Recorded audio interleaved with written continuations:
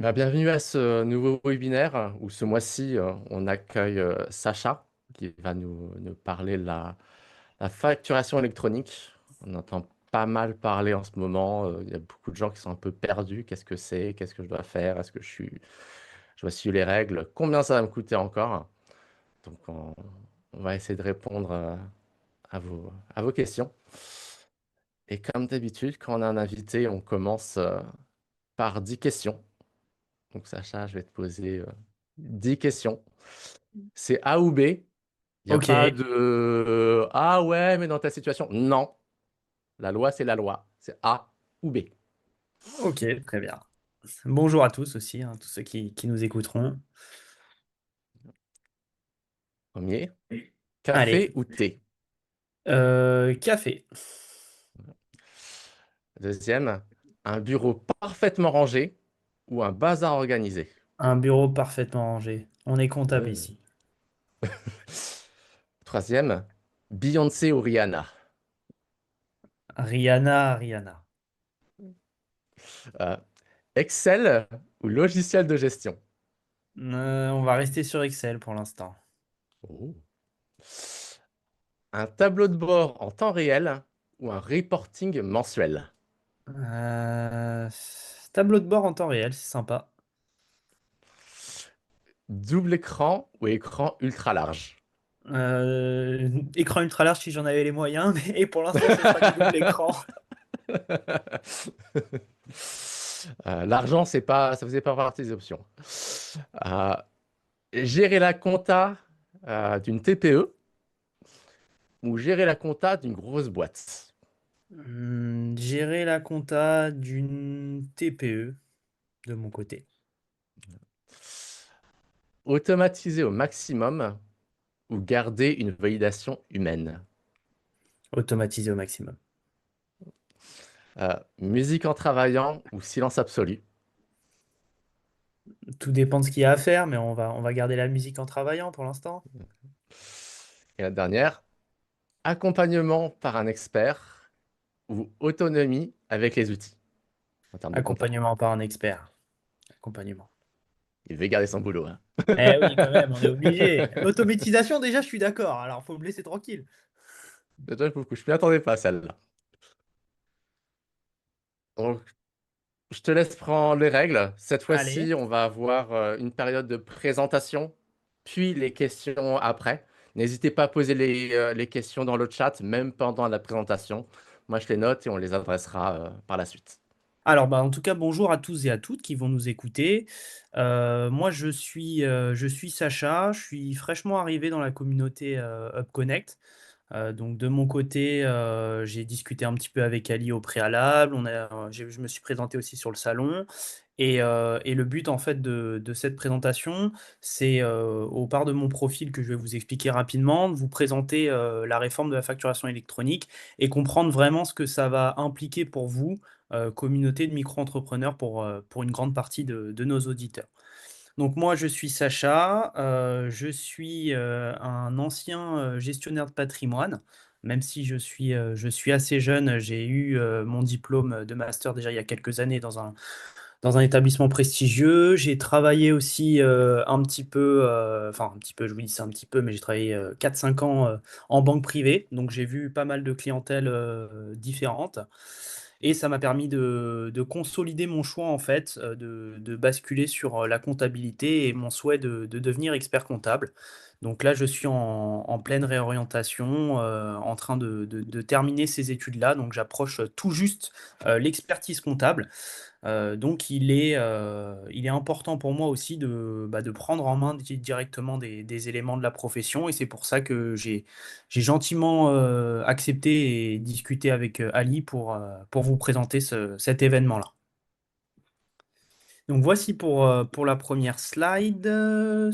Alors, donc grosso modo, on va voir un petit peu, comment ça va se dérouler. Donc ce que vous allez savoir faire, savoir comprendre un petit peu en sortant, c'est déjà de comprendre la réforme, parce qu'on en parle beaucoup et des fois on ne comprend pas toujours tout.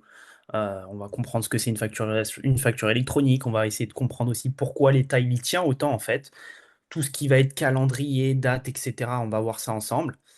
Et la partie qui va le plus, je pense, vous intéresser, ça va vraiment être la partie, micro. On va voir un petit peu en fonction des différents paramètres qui entrent en compte, en quoi vous pouvez être ou non, concerné par cette réforme et je vous ai aussi mis en fin d'exposé, de présentation pardon, bah, quelles seront un petit peu vos étapes, à préparer.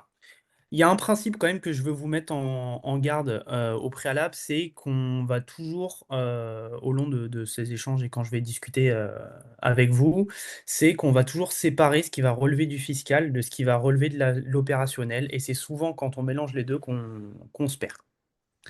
Donc 1re, slide, le vrai point de départ en fait, c'est déjà de se poser la question de pourquoi l'État va imposer ça à tout le monde?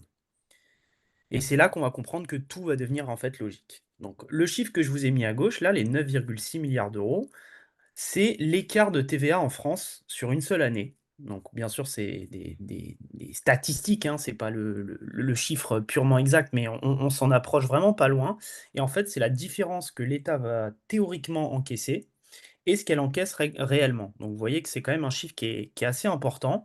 C'est un chiffre quand même qui provient de la Commission européenne, donc je pense qu'on est sur une donnée qui est assez safe. Bon, elle date de 2021, mais ça bouge pas trop, normalement, j'ai vérifié. Voilà, après selon les estimations, comme je vous l'ai mis en dessous, moi ça me paraissait un peu trop, aberrant comme chiffre.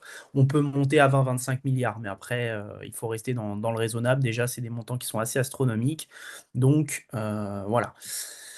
Donc face à ça, aujourd'hui, bah, l'administration, elle se retrouve en fait face à un angle mort. Elle voit vos déclarations, mais elle voit pas forcément vos factures.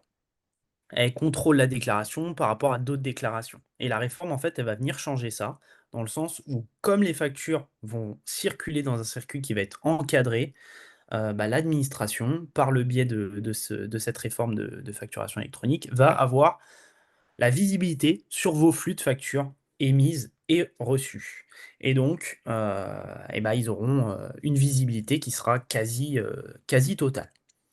Donc à terme, en fait, le but, ça va être, de simplifier la déclaration de TVA comme je vous l'ai mis. Peut-être que vous ne le voyez pas tous, vous faites externaliser ou non. Moi, en tant que comptable, du 16 au 24, de chaque mois, c'est beaucoup de boulot. On a pas mal de choses à traiter, pas mal de papiers et effectivement, cette réforme, ça va, comme je te le disais tout à l'heure avec mon système d'automatisation, ça a quand même bien aidé, les OCR et les logiciels de comptabilité à simplifier les choses, à pré-remplir pas mal de données et donc il y aura moins de saisies humaines, moins d'erreurs aussi. Donc ça, ce sera vraiment, pratique pour pas mal de monde et aussi bien sûr, bah, pour l'État qui aura, une déclaration de TVA sur chaque dossier, sur chaque, contribuable, qui sera bien plus proche de la réalité en temps réel que ce qu'elle ne peut l'être, actuellement.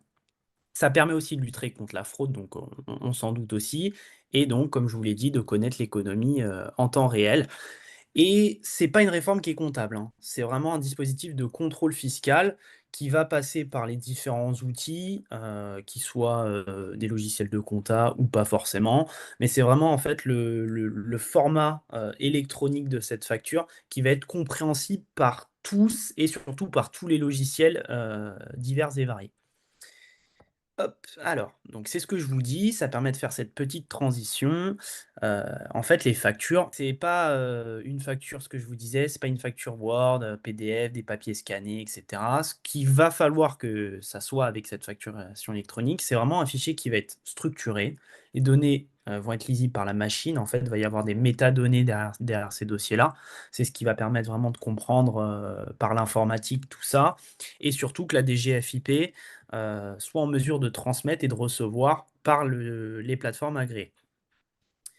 Et donc la formule à retenir, c'est celle que je vous ai mis en bas de la slide, c'est, que la différence, c'est pas le support, c'est vraiment le canal et le format. Dans le sens où aujourd'hui, enfin à partir de septembre 27, à proprement parler, hein, plus en détail, une facture qui ne passe pas par une facture agréée, c'est pas une facture électronique. Ce sera, une facture certes, mais elle n'aura pas ce caractère d'électronique puisqu'elle ne pourra pas être, compréhensible par les acteurs au sens large. Donc, trois formats. Ça, je vous l'ai mis à titre d'information il y a des personnes qui sont intéressées sur ça.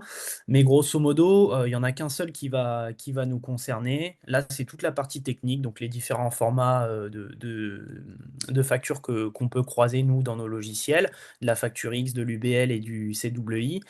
Mais grosso modo, le facture X, c'est le format qui est hybride. C'est un PDF qui est lisible, etc. Il y a des fichiers XML donc, qui sont embarqués à l'intérieur. Mais la bonne nouvelle pour vous, pas besoin de tout ce jargon. C'est vraiment pour vous dire qu'aujourd'hui, c'est comme ça que ça se passe, mais pas besoin de tout ce jargon. La plateforme agréée que vous allez choisir ou que vous avez peut-être déjà choisi va gérer les formats et va tout convertir automatiquement au bon format de facturation électronique. Donc là, c'est un petit schéma qui vous explique un petit peu par où va passer la facture à partir de septembre. Donc, votre fournisseur, lui, on va le prendre de gauche à droite, hein, ce petit schéma. Votre fournisseur, il va émettre une facture. On va prendre par exemple Orange. Voilà. Orange, il émet sa facture, elle part vers sa plateforme à lui, comme je vous l'ai dit, qui est agréée aussi, qui va contrôler les données de la facture, le format, et la convertir donc par rapport à la slide précédente, au format de facturation électronique. Derrière ça, heu, elle va transférer dans votre plateforme agréée, qui va recevoir et notifier. On remarque déjà une différence parce qu'en fait là, ça passe plus par une boîte mail, ça passe plus forcément, ça sera toujours le cas, mais ça passe plus forcément par un espace client, vous allez télécharger et cetera. C'est vraiment la plateforme agréée qui va recevoir, qui va éventuellement ou non, selon les paramètres que vous allez choisir, vous notifier et vous derrière, vous pourrez consulter la facture. Et c'est là qu'intervient, entre guillemets, «un nouvel acteur» qui n'en est pas vraiment un, mais la DGFiP, en parallèle de ces échanges entre plateformes, va recevoir les données de facturation. Ensuite, on a, en bas de la slide, l'annuaire central. Donc en fait, c'est, la plateforme Chorus Pro aujourd'hui, on peut voir si vous êtes inscrit ou pas. D'ailleurs, j'en ai fait dans la journée, vérifier les dossiers et cetera selon, l'ordre que l'État a choisi, vous pouvez être ou non pas encore inscrit. Et en fait, cette plateforme, c'est là où ça va indiquer, à votre fournisseur comment vous joindre. Dès que vous ouvrez un compte chez une plateforme agréée, on va savoir où envoyer, cette facture par rapport à vos données. Vos fournisseurs, en fait, ils vont chercher votre adresse dans cet annuaire et ils vont directement trouver le bon destinataire et de toute façon, bien sûr, même chez le fournisseur, c'est automatisé avec l'informatique. À noter qu'il y a un changement, qu'on a quand même pas mal laissé de côté ces derniers temps. Initialement, l'État avait prévu de créer une sorte de portail public de facturation pour que, chaque entreprise, puisse, émettre et recevoir gratuitement. Mais, on voit qu'en fait, ils ont rapidement abandonné ça, octobre 2024, hein. Ils avaient déjà, laissé le bébé sous le sous le lit ou je ne sais pas où, mais ils l'ont laissé de côté et vraiment loi de finances 2026, ils ont signé, ils ont dit: «On s'en occupe plus». Aujourd'hui, c'est juste un annuaire qui va héberger les données. Il reçoit plus rien, il fait plus rien, il y a plus de compte à ouvrir et ça veut dire surtout pour vous et pour, chaque acteur économique, aujourd'hui, c'est que vous allez être «contraint» entre guillemets de passer par une plateforme agréée qui est privée. Au choix, il y en a des gratuites, il y en a des payantes, on va voir ça après ensemble, mais, vous n'allez plus avoir de solution étatique, gratuite, donc un mal pour un bien, on ne sait pas, mais en tout cas, c'est comme ça que ça doit se passer. Alors, il y a un autre point qui est intéressant quand même, c'est, le e-invoicing et le e-reporting, dans le sens où, le e-invoicing à gauche, ça va être vraiment la facturation électronique à proprement parler. C'est-à-dire qu'elle va concerner vos transactions diverses avec des professionnels assujettis établis en France. Là, la facture, elle va elle-même circuler d'une plateforme à l'autre et c'est vraiment cette obligation-là, donc l'obligation de e-invoicing qui démarre au 1er septembre 2026. À droite, je vous ai mis le e-reporting, ça c'est un petit peu autre chose. Ça va concerner, vos ventes à des particuliers B2C, des opérations avec des clients ou des fournisseurs étrangers et là, c'est différent dans le sens où il y a pas de facture qui va circuler dans le circuit, c'est vous qui allait transmettre périodiquement les données de chiffre d'affaires à l'administration. Et c'est cette réforme secondaire, entre guillemets, qui s'appliquera à tous en 2027. Dans le sens où je vous ai mis cette slide parce que pour beaucoup d'entre vous, c'est quand même un point clé, dans le sens où si vous vendez à des particuliers, vous ne serez presque jamais dans le cas de l'e-invoicing en émission, parce que vous êtes une trop petite structure, mais vous serez dans la partie e-reporting, c'est-à-dire à partir de septembre 2026. Et là encore, on va le voir, en fait, le fait d'être en franchise de base, ça y change pas forcément grand-chose. Alors, on revient un petit peu aussi sur les dates pour remettre un peu ce que je viens de vous dire. Ce calendrier aujourd'hui, il tient vraiment en 2 dates. 1er septembre 2026, tout proche, et 1er septembre 2027. Donc, obligation 1er septembre 2026, je vous l'ai mis en gros, c'est de recevoir. C'est-à-dire que toutes les entreprises, quelle que soit leur taille, doivent être en capacité de recevoir une facture électronique et donc vous aussi, micro-entrepreneurs inclus. C'est bien pour ça que je vous ai parlé de plateforme agréée, c'est qu'aujourd'hui, vous allez pas forcément émettre des factures via ces plateformes-là, mais par contre, vous allez être, entre guillemets, «dans l'obligation» d'être en mesure de recevoir vos factures, de vos fournisseurs, comme je vous ai dit, Orange, EDF, SFR et cetera, sur une plateforme qui est agréée. Et par contre, une différence quand même qui est quand même, importante, c'est que, les grandes entreprises et les entreprises de taille intermédiaire doivent elles aussi émettre et faire leur e-reporting dès cette date. Donc c'est pour ça que je vous dis Orange, SFR, Bouygues et tous les autres, hein, Amazon et cetera.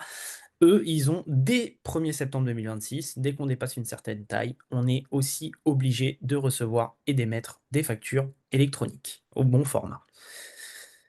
Ensuite, en 1er septembre 2027, donc c'est là que ça va être intéressant pour vous, c'est que vous allez être, dans l'obligation, si les choses ne changent pas d'ici là, mais ça ne devrait pas être le cas, d'émettre, au même titre que les autres, acteurs, heu, des factures au bon format électronique et donc transmettre via la plateforme, comme on a dit, sur les slides précédentes.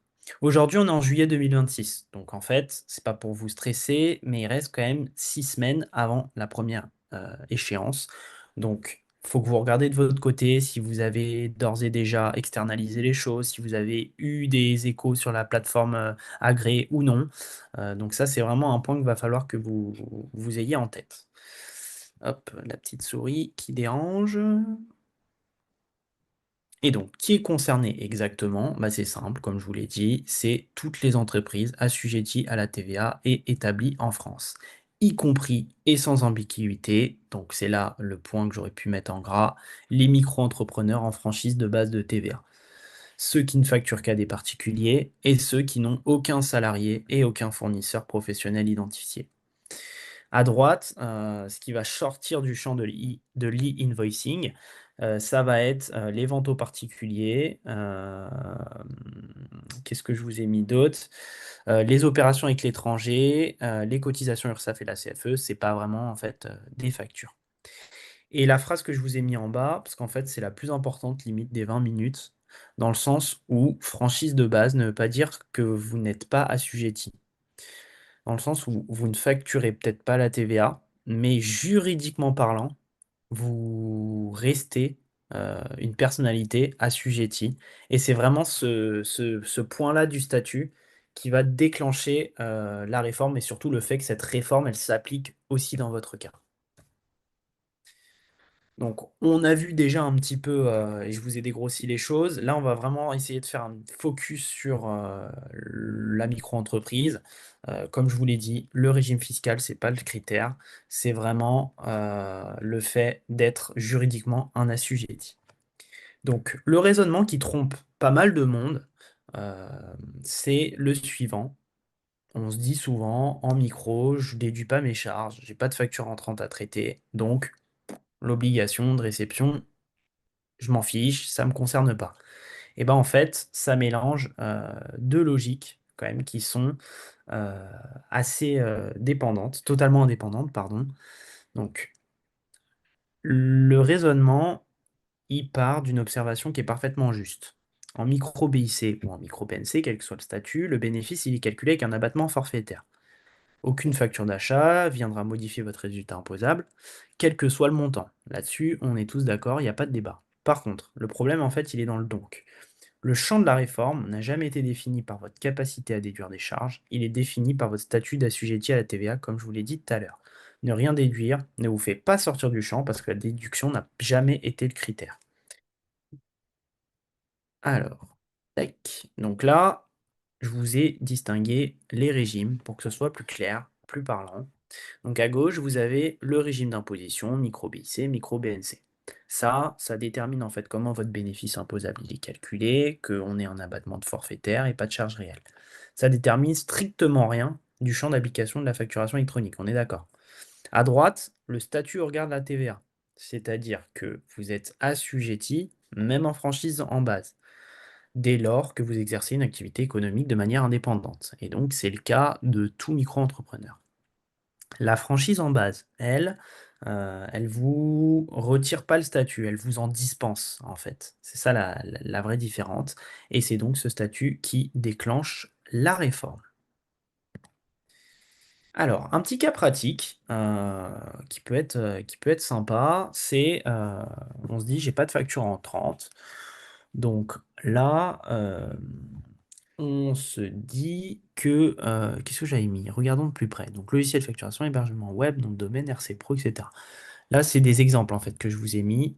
C'est ce que je vous disais, en fait, tout à l'heure, Orange, logiciel de facturation, le site web, l'assurance RC Pro, Allianz, ce qu'on veut. C'est des grandes entreprises, donc eux, comme ils vont avoir l'obligation de le faire, d'envoyer une facturation dès septembre 2026, ben vous allez être obligé de recevoir sur une plateforme agréée leurs factures. Et c'est pour ça qu'en fait, en réalité, ça concerne quasi tous les acteurs économiques, en tout cas dans notre pays, parce que on est tous clients de ces grosses entreprises d'une façon ou d'une autre. Et c'est pour ça que vous allez devoir avoir une plateforme agréée, quelle que soit grosso modo votre situation, hein, en fait. Alors, ensuite, donc là, c'est le vrai critère, c'est en fait de se poser la question de savoir à qui la facture est adressée.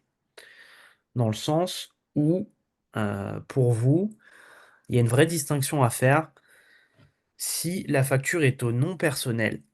Donc là, je vous avais mis l'exemple, bah, d'un abonnement Zoom, hein, puisque c'est la plateforme qu'on est en train d'utiliser, qui a, par contre, est souscrit en tant que particulier, c'est-à-dire qu'on n'a pas mis de sirène. Là, le fournisseur, il se dit, c'est un consommateur lambda, c'est une transaction B2C, on s'en fiche, pas besoin de la recevoir au format structuré, je lui mets sur son espace client, grosso modo, basta.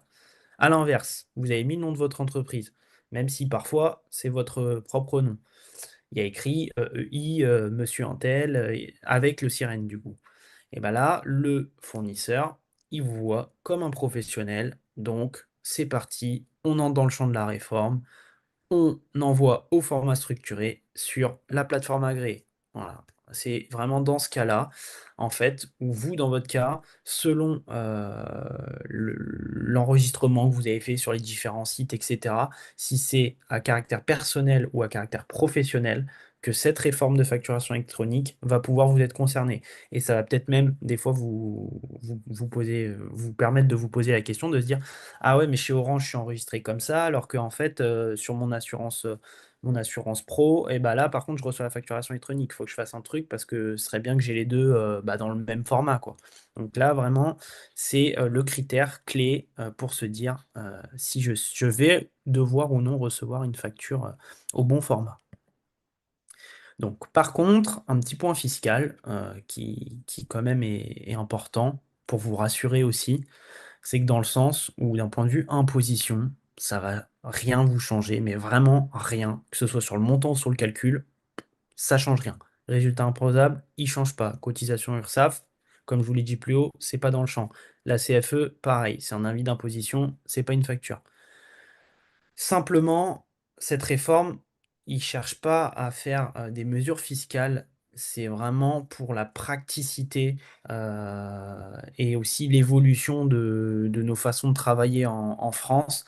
parce qu'ils ont besoin que les choses aillent plus vite, que ce soit compréhensible par tous et surtout par tous les logiciels, avec l'arrivée de l'intelligence artificielle, des automatisations, des API, quel que soit le logiciel aujourd'hui, tout le monde est en train de s'y mettre.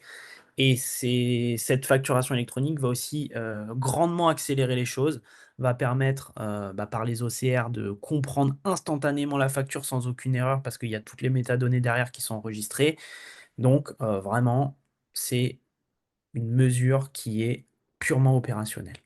Même si, bien sûr, comme ils auront toutes les infos, toutes les factures, etc., etc., et les choses se rapprocheront peut-être un peu plus de la réalité que ça n'est le cas aujourd'hui. Je vous ai mis quand même en dessous une petite nuance pour que vous garder en tête, mais je pense que vous la connaissez peut-être même mieux que moi. C'est par rapport au seuil. Donc, si vous dépassez les seuils franchise de base, 37 500 prestations de services, 85 000 en vente de marchandises, vous devenez un redevable à la TVA. Et là, récupérer la TVA sur vos achats, ça deviendra un enjeu et il faudra établir des factures à votre nom professionnel. Alors, petite action plutôt pratico-pratique, c'est comment choisir sa plateforme agréée et enfin quelle plateforme agréée existe, comment ça se passe aujourd'hui. Donc, déjà, les critères vont être les suivants. On va en avoir 5 principaux. C'est, comme je vous l'ai dit tout à l'heure, une plateforme agréée qui est immatriculée par la DGFiP, qu'elle doit pouvoir recevoir et émettre. Un e-reporting qui est automatisé, un coût réel à l'usage et une intégration aux outils dans le meilleur des mondes. Aujourd'hui, 1er juillet 2026, quand j'ai cherché la donnée, il y a 137 plateformes agréées immatriculées en France. On a des offres qui sont gratuites orientées micro. Vous avez peut-être vu passer des pubs Indie, des pubs Abi, des pubs Time, qui est un gros logiciel aussi comptable qui fonctionne très bien. Et selon, ce que vous allez avoir, peut y avoir des offres payantes intégrées, Penny Lane, Celle-ci, Conto, DocaPost, et cetera. Moi, je vous donne l'exemple, je travaille dans le cabinet comptable Inextenso, qui est une sorte de chaîne. Il y a plein de cabinets partout en France. Chez nous, comment ça se passe? On fait adhérer gratuitement à nos clients à la plateforme agréée, mais parce qu'en fait, ils payent déjà notre sorte de logiciel où ils peuvent scanner leurs factures, stocker leurs factures, nous envoyer leurs factures, émettre eux-mêmes des factures avec nos modèles qui sont déjà faits, etc., etc. Donc en fait, vraiment, c'est en fonction de votre situation actuelle. Vous pourrez me poser des questions après, même s'il y a besoin de regarder des cas particuliers. Qu'est-ce qui peut être bien pour vous? Allez checker un petit peu en détail ce qui peut être fait aux côtés de vos proches, vos collègues, des gens qui font un petit peu le même métier que vous, savoir quelles solutions ils ont utilisées, qu'est-ce qui est bien, pas bien, même si grosso modo, en réalité, ce qui change surtout, ça va être l'interface, parce que derrière, toutes les factures, c'est pareil, vu qu'elles auront un format unique. C'est vraiment vous et vos utilisations qui pourront faire choisir telle ou telle plateforme. Et donc vous, ce qui vous reste à faire, c'est vous inscrire, vous référencer, comme vous voulez, sur une plateforme agréée avant le 1er septembre 2026, avec bien sûr votre statut professionnel. Puisque, justement, on en vient aux sanctions de notre État, ce que vous risquez, on est encore sur des suppositions. On ne sait pas vraiment s'ils vont les appliquer au jour le jour, directement. Voilà, là, le texte, dernière mise à jour que je vous ai trouvé, c'est loi de finances 2026, donc 19 février 2026. Il y a les articles du CGI si vous voulez aller plus loin. Mais grosso modo, les sanctions sont les suivantes. Donc 50 € par facture non émise au format électronique, plafonné 15 000 € par an. Le montant, hein, quand je vous disais la réforme de loi de finances, ils avaient quand même dit 15 €, qui était un montant un peu plus raisonnable. Là, le 50 €, il est quand même assez dissuasif pour une facture, hein. Donc ça, c'est le premier point. Deuxième point, 500 € par transmission d'e-reporting manquante. Auparavant, c'était 250. Et surtout, 500 € si aucune plateforme agréée désignée pour la réception. C'est ça où vraiment, je pense qu'ils vont commencer à taper au début. Et 1 000 € par trimestre supplémentaire tant que la situation persiste, sans plafond. Donc ça veut dire que on prend, au pied de la lettre, hein, ce qu'ils nous disent, mais 1er septembre 2026, vous recevez votre facture, EDF du 4 septembre 2026, vous avez pas de plateforme pour la recevoir, 500 € d'amende. directement. Je pense pas qu'ils vont agir comme ça parce qu'il y a plein de gens qui sont pas encore prêts. On le voit même nous dans notre cabinet. On accompagne les gens, on les appelle, on les relance. Chacun après a sa part de responsabilité. Donc à voir comment l'État va agir là-dessus, mais c'est la sanction qui est la plus dissuasive et ça montre clairement qu'ils veulent que tout le monde s'y conforme. Je vous l'ai dit, il y a un droit à l'erreur quand même, dans le sens où, en théorie, il n'y aurait pas de sanction pour la première infraction commise sur l'année et les 3 précédentes, si elle est régularisée spontanément ou dans les 30 jours. Donc, ils vous laissent, à mon avis, ils vont faire des relances, et cetera, mail ou envoyer des courriers, mais ça reste à vérifier. Tant qu'on n'a pas passé le 1er septembre, en fait, on reste sur de la supposition, pour tous, hein, d'ailleurs, hein. Et c'est aussi ce qui est inquiétant pour nous au boulot. Alors, là, très intéressant, la checklist à faire d'ici le 1er septembre. Donc, je vous avais mis des petites dates hein, pour vous donner des ordres d'idées. Mais cette semaine, on est mercredi, ça vous laisse jusqu'à dimanche pour essayer de choisir une plateforme agréée. Normalement, vous n'avez pas besoin de vérifier sur la liste officielle. Je vous en ai donné quelques-unes. À voir avec votre cabinet comptable si vous en avez un. Comment ça se passe? Vous choisissez la plateforme. Vous créez le compte, vous vérifiez vos données. En fait, pour vous expliquer plus clairement derrière ce qui se passe, j'ai fait du Chorus Pro aujourd'hui. En fait, ce qu'on vient vérifier, c'est vraiment le sirène et ou le siret pour voir comment il est rentré dans le, dans le Chorus Pro, le logiciel de l'État, pour voir quelle plateforme agréée est associée à vous. Donc là, vous contrôlez votre présence dans l'annuaire. Normalement, c'est automatique, mais vous pouvez le faire.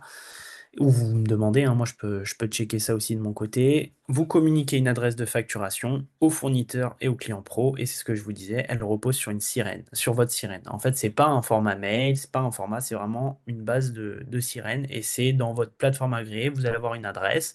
Selon la plateforme, les adresses diffèrent, mais il y a toujours une base de votre sirène, et c'est ça que vos fournisseurs vont utiliser pour vous envoyer les factures. Et donc pour 2027, vous pouvez d'ores et déjà, si vous voulez anticiper les choses selon comment se porte votre entreprise, vérifier si votre outil de facturation sait ou non produire du Facturix. Et donc ce que je vous dis, surtout, hein, de toute façon ça va être le cas, aujourd'hui pour moi, c'est plus forcément envisageable de faire sa propre facture sur Word, sur Excel. Moi j'en vois qui font à la main au cabinet. Aujourd'hui, on n'est plus dans l'air du temps, on a des solutions qui sont meilleures, plus rapides, plus pratiques, moins coûteuses, j'en sais rien, mais en tout cas, on peut aller plus vite et être conforme aussi. Donc, c'est peut-être le moment de bousculer un petit peu vos habitudes. Les 4 choses à retenir. Voilà, là, on arrive au bout de cet échange. On récapitule. Premier point très important, c'est que vous êtes concerné, pardon, même en franchise de base de TVA. Le critère, c'est vraiment le statut d'assujettissement, c'est pas l'imposition. Les 2 dates. Première date obligatoire, celle sur laquelle vous allez tous être concernés, c'est l'obligation de réception dès le 1er septembre 2026. Obligation d'émission dès le 1er septembre 2027. Troisième point, il n'existe plus de solution publique gratuite. On est obligé de choisir sa propre plateforme agréée privée. Donc faites votre choix. Je vous ai mis quelques exemples. Posez les questions autour de vous.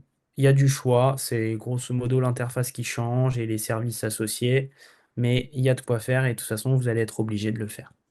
Et quatrième point, pour vous rassurer aussi, fiscalement, ça ne change pas votre résultat, c'est un chantier opérationnel, pas comptable, pas fiscal, pas ce qu'on veut.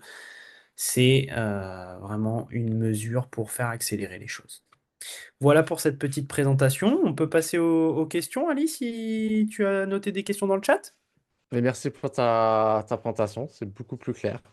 C'est- Bon, bah Je super. rencontre encore des gens qui, c'est même pas au stade de je ne comprends pas la facturation électronique, mais Ouais, je ne suis pas au courant de la facturation électronique. je te rassure, je le vois hein, aussi, hein, mon Donc, cabinet, hein. malgré tous les emails, je sais que je reçois pas mal Ouais. d'emails, ministère des Finances, l'URSSAF, tout ça, Ah bah mais ouais, ouais, non, c'est clair. euh, on est en train d'écrire sa question petit à petit. Euh, En gros, pour présenter au moins la personne, comme ça, Milo, tu peux poser ta question. Je vais présenter un peu sa situation. C'est une de nos membres que je connais. Elle fait du B2C. Mhm. Elle va vendre des carnets de coloriage. Elle est illustratrice animalière. Ouais. Euh, donc en B2C, en e-commerce. Ok. C'est dans le cas où on reçoit du liquide ou de l'espèce lorsqu'on fait une transaction. À noter que c'est du B2C. Est-ce qu'on doit faire une facture soi-même? Comment ça se passe d'un point de vue de la facturation électronique? Mais alors déjà, pour faire simple, quand on reçoit du liquide, ça veut pas dire forcément qu'on doit justifier. Justifier au sens de la facturation électronique, hein. Le B2C, il n'est pas forcément concerné de base, qu'on ait réforme en fait ou pas. Il n'y a pas de facture à créer. La facturation électronique, elle concerne que les professionnels. C'est à peu près clair ou il y a besoin de plus d'explications? En fait, on est obligé de délivrer un ticket, une note si le client demande, mais sinon, normalement, on n'a pas d'obligation de faire une facture, hein, à soi-même. Mm. Donc, et si c'était du B2B, bon, je vois moins de raisons de faire en liquide, mais imaginons, je sais pas, on est un magasin de quincaillerie, donc qui va peut-être vendre par exemple à des maçons, un petit Ouais. peu, et peut-être, imaginons une petite quantité, un maçon qui passe, il va peut-être payer en liquide. Euh, c'est Bah, potentiellement du en B2B, fait, de liquide. ouais. Là où ça change, c'est pas le mode de règlement. Grosso modo, que ce soit du liquide ou pas, on s'en fiche. Voilà, c'est pas ça qu'il faut se poser comme question. C'est à qui on vend, comme je vous ai dit, votre statut, tout ça tout à l'heure. Là, c'est une facture électronique obligatoire, parce qu'on est en B2B. C'est le statut qui compte, c'est pas le mode de règlement. Là, dans le cas de notre cher Milo, à la limite, ça s'intégrerait 1er septembre 2027, mais pas avant. Parce que, comme je vous l'ai dit, on n'a pas besoin dans l'immédiat d'émettre des factures au format de la facturation électronique. Alors, Emilio rajoute. À noter aussi, et j'ai oublié de le dire dans le slide, mais aujourd'hui, tout ce qui va être petit ticket, par exemple quand vous allez au resto, etc. Je prends le cas hein, des clients que je vois, ils nous donnent des tickets, resto, parking, tout ça. En fait, tout ce qui est en dessous de 150 euros, pour l'instant, c'est pas concerné en termes d'obligation d'émission.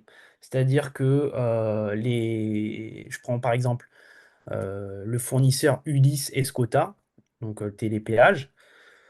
Si vous avez une facture mensuelle, je vous dis une bêtise, avec votre bip télépéage au-dessus, vous êtes infirmière libérale par exemple, vous faites plein de trajets à droite à gauche, elle dépasse les 150 euros, vous recevez via la plateforme agréée la facture. Si par contre vous prenez un à un les tickets, 1,40 €, 2,20 €, 2,30 €, tout ça, jamais de facture électronique pour l'instant. Voilà la différence. Ça s'applique quand même dans pas mal de transactions, mine de rien, parce qu'on fait beaucoup de transactions à des petits montants. Je vous dis même des fois, j'ai des clients qui sont restaurateurs, ils ont l'habitude d'avoir leurs fournisseurs où ils font des grosses commandes. Donc là, il y aura de la facturation électronique. Mais un cas qui arrive très souvent, il envoie son serveur aller chercher 3 citrons au primeur d'à côté. Donc là, on s'en fiche de sa facturation électronique et il continuera Ouais, encore de nous donner ces petits papiers, ces petits éléments. Mais voilà, c'est quand même un point qui est important. Euh, on ne le voit pas trop, mais en ayant eu le cas et eu les questions aussi des clients, bah, ça concerne quand même de se dire, je fais quoi avec mon ticket du coup? Parce que j'ai monté les péages, est-ce que j'ai une facture et tout?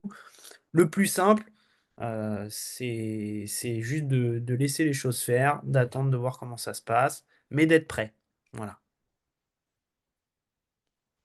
ok. Donc, grosso modo, B2C, Voilà. rien. B2B, en dessous de 150 euros, rien. Voilà. On parle en émission, hein. Pour l'instant, ouais, c'est ça.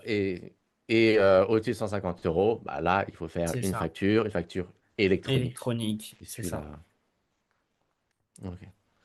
Ça devrait bien répondre à la question de Milo. Si d'autres personnes dans le chat ont des questions, n'hésitez Après, pas n'hésite pas à placer tes questions aussi, hein, si tu veux, comme ça Mm. que...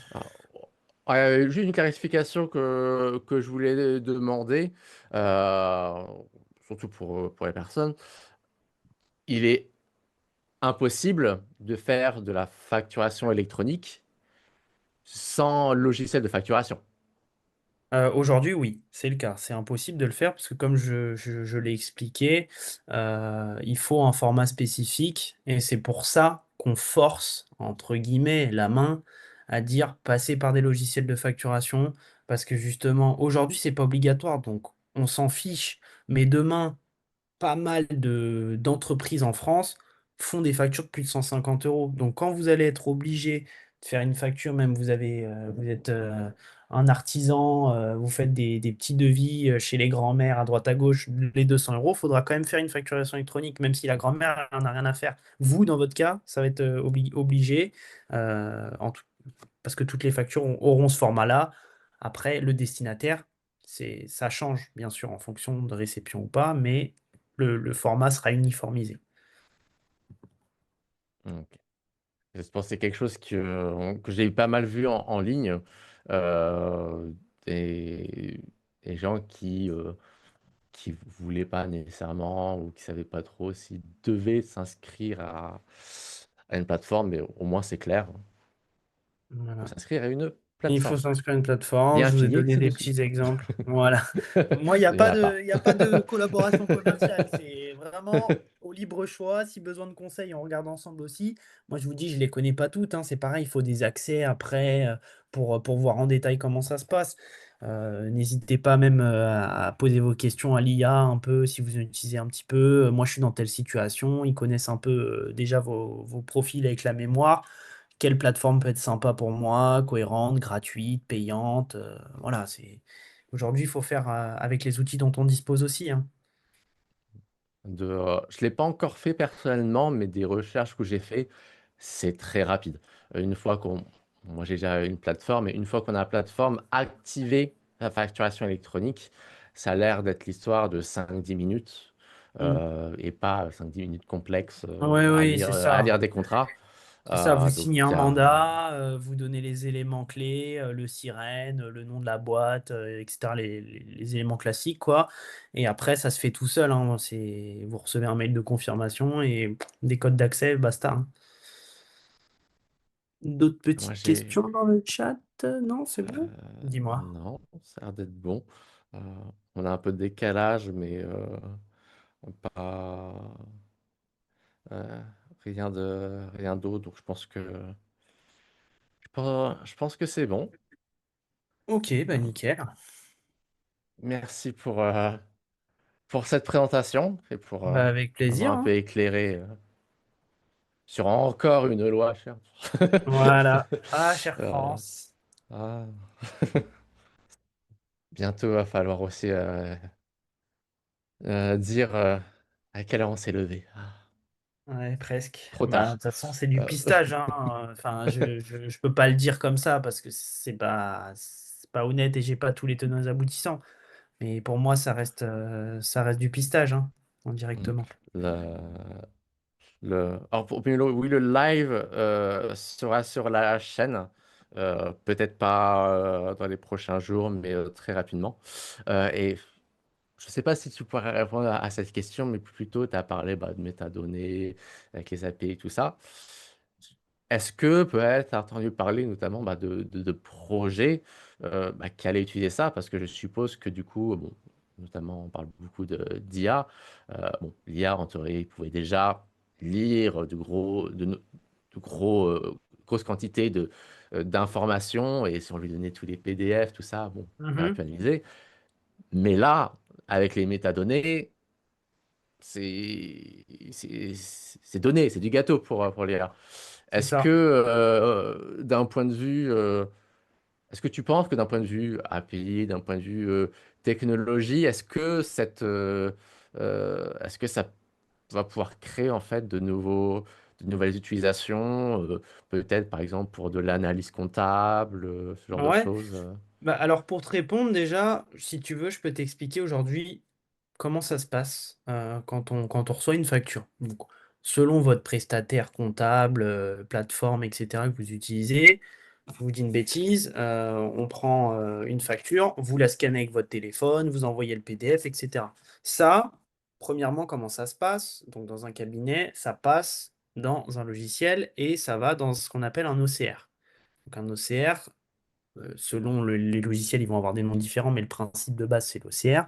C'est une ergonomie où on va avoir la facture et un bandeau à côté de saisie. On va sélectionner le fournisseur, on va sélectionner les montants, etc., etc., etc. Dans le logiciel comptable, hein. Je vous dis bien ça avec le logiciel comptable parce que l'OCR, on n'a pas besoin forcément de savoir ce que c'est dans l'immédiat. Mais sur ça, c'est comme ça que ça se passe. Donc, on a notre facture à gauche, on a notre bandeau de saisie à droite qui est connecté à votre dossier. Monsieur Untel, le fournisseur, c'est Orange, TVA, pas de TVA, etc., etc. Libellé, machin. Comme ça que ça se passe. Aujourd'hui, ce qui pose problème, et c'est ce que je vous disais un petit peu implicitement dans la présentation, c'est la façon et la différence entre toutes les factures qu'on va recevoir. Un coup, je vais avoir une facture nickel, Orange, PDF téléchargé du site web, bam, l'OCR connaît tout, je valide le truc, ça saisit en 2 secondes, grosso modo. Par contre, le papier scanné avec des taches de sang, du boucher dessus, des conneries comme ça qu'on voit tous les jours, voilà, vous doutez bien que l'OCR, la feuille, elle est sur le côté, je plisse les yeux, je zoome, je fais tout, Ouais. je cherche les bons montants, voilà. C'est ça, en fait, c'est ça aussi que ça va venir protéger et accélérer, c'est que les factures seront uniformes, donc le logiciel va tout comprendre tout de suite, avec ou sans validation humaine selon l'importance du dossier, la fréquence de facture. S'il y a tellement de factures, on ne va pas mettre des humains dessus. Aujourd'hui, on peut laisser l'informatique faire et derrière faire de la révision. Et effectivement, comme tu le disais, toute cette partie métadonnée qui est cachée derrière le format de la facturation, de la facture électronique, ça va permettre d'intégrer pour la plupart du temps toutes ces données en compta. Elles seront uniformes aussi, donc ce sera plus simple. Je vous dis une bêtise, mais demain, vous allez changer de cabinet comptable, par exemple. Aujourd'hui, on télécharge un fichier qui s'appelle le fichier FEC, donc c'est le fichier des écritures comptables. On envoie ça à l'autre cabinet. Dedans, c'est juste un Excel. Donc le mec, si le dossier il est pas propre, les libellés sont pas bons, les comptes sont pas corrects, les fournisseurs c'est des numéros alors qu'on peut nommer expressément le fournisseur, par exemple mettre 0 Orange, 0 Bouygues, etc. pour qu'il y ait une cohérence. Si demain je récupère un dossier comme ça, je vais avoir du mal à le comprendre, ou je vais prendre du temps, etc. Si, et c'est là où je rejoins ta question, en fait, avec toute la partie métadonnées, les API, etc., etc., et la facturation électronique, donc, ce- à mon avis, ce fichier électronique, enfin, ce fichier des écritures comptables FEC va s'améliorer et n'aura peut-être plus, à mon avis, un format Excel, puisqu'il pourra être transféré d'un cabinet à un autre. Et c'est là où, sans nommer expressément, mais un logiciel comptable est très fort, c'est le logiciel comptable Penny Lane. Ils font de la pub à la télé, vous avez dû le voir un peu partout. Je l'utilise pas, hein, mais en fait, de ce que j'ai compris en me posant la question pour ce webinaire et même d'une façon générale parce que ça m'intéresse, c'est qu'en fait, là où ils sont forts, c'est qu'aujourd'hui, ils ont déjà ça indirectement intégré chez eux.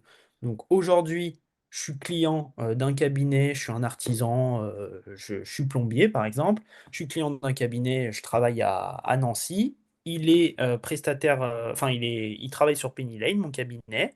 Demain, je déménage mon activité à Paris, et ben l'autre cabinet, mon nouveau cabinet qui est à Paris, il est aussi prestataire Penny Lane. Hop, c'est comme un donné, ils vont récupérer le fichier. En 2 secondes, ils auront tout ce qu'il faut, tout l'historique, tout ça. Donc, à mon avis, déjà, la facturation électronique, ça va aider à ça, sans être sur la même plateforme.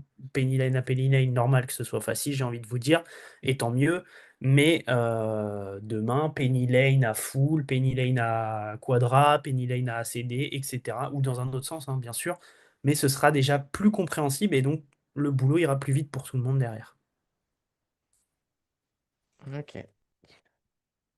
Je sens qu'il va y avoir des automatisations IA bizarres qui vont sortir dans les Bah, prochains mois avec ça. c'est un peu déjà le cas en fait, si tu regardes bien, et c'est là où Penny Lane sont forts, et aussi ça peut un peu faire peur, c'est les premiers à intégrer l'API de Claude. Donc ça veut dire que d'ores et déjà dans leur logiciel comptable et dans leurs modules comptables sociaux, fiscaux, dashboard et tout ce qu'on veut, il y a du Claude qui est intégré à l'intérieur. Ça veut dire que ça passe par du LLM, ça vient piocher de la data, ça, voilà. Donc il faut être aussi vigilant sur ça. Je pense qu'ils font signer des chartes de confidentialité de ce qu'on veut, etc. Mais Oui. voilà, qui plus Ouais, est, problème qui dit automatisation dit, à mon sens, manque d'anonymisation aussi, hein. Donc, il faut aussi ouais, accepter quand on transmet de la donnée et de la data qui est personnelle ou pas, ou professionnelle, à de l'IA. Moi, je vous dis honnêtement, un cas concret, chez nous, on est un gros cabinet. Ils ont essayé de créer une IA interne qu'ils appellent Inexia, donc in extenso Inexia. C'est basé sur des vieux modèles ChatGPT, ça consulte pas le web, c'est pas du tout pertinent. Il m'est déjà arrivé de poser une question euh, en anonymisant le truc, bien sûr. Je suis un client, nanani, nanana, mais à une autre IA que celle qui m'est proposée par mon ouais. cabinet. Parce que justement, c'est pas leur cœur de métier. Donc pour moi, ils n'ont pas la bonne solution. Et c'est là où aussi bah, ça pose des problèmes de confidentialité et peut-être que l'État va un peu agir dessus. À voir, mais pour l'instant, ils veulent déjà mettre ça en place, la facturation électronique, et après on verra sur la partie utilisation de l'IA dans les logiciels comptables et fiscaux et juridiques et tout ça. Donc faites attention si vous faites passer Voilà, vos factures faites attention à ce que OnlyFans vous mettez. sur votre boîte, l'IA le saura. Bien. Non, mais il faut rester Bien. vigilant. C'est parce qu'il faut rester vigilant sur ce que vous mettez sur. On déborde un peu, mais vous pouvez poser une question pro. Aujourd'hui, votre boîte, peut-être qu'elle n'a pas trop d'impact. Vous n'êtes pas Elon Musk, vous n'êtes pas Bernard Arnault, ce qu'on veut, on s'en fout, grosso modo. Mais d'une façon ou d'une autre, c'est un mauvais réflexe déjà à prendre ça. Je vous souhaite tout le succès du monde, hein, bien sûr. Mais c'est un mauvais réflexe de commencer à dire je vais aller chercher de l'IA, je vais aller ceci, cela. Tournez-vous quand même au maximum vers des professionnels. Ça a un coût, certes, mais normalement, les professionnels font les choses quand même mieux que vous, du moins dans leur domaine. Pas dans votre domaine parce que c'est là où vous exercez, mais dans leur domaine. Je pars de ce principe-là. Chacun a son rôle à jouer. On peut tous fonctionner ensemble. On peut être partenaires, mais il faut éviter de trop déborder. Et surtout, aujourd'hui, on a tendance à déléguer avec l'intelligence artificielle. Et votre entreprise, c'est quand même un pilier de vos données personnelles, hein. On peut savoir tout ce que vous faites, grosso modo, avec la carte de la boîte, les cartes perso, tout ça, les remboursements, les virements, les j'habite ici, j'habite à gauche, à droite. Donc faites quand même attention à ce que vous mettez sur l'intelligence artificielle quand vous posez des questions pour votre entreprise. En effet. Ah, merci pour cette présentation. Si, Mais avec plaisir. si les gens ont des questions sur la facturation électronique, n'hésitez pas à la poser dans la communauté sur Discord. Vous pouvez nous retrouver si vous allez sur notre site upconnect.org. Vous aurez le lien pour rejoindre la communauté. N'hésitez pas à poser des questions, que ce soit sur la facturation électronique ou sur d'autres choses, ou à discuter avec d'autres entrepreneurs. On fait même des soirées détente Overwatch. Ceux qui savent, le savent. Eh bien, je vous souhaite une bonne soirée et au prochain webinaire dans un mois. Bonne soirée.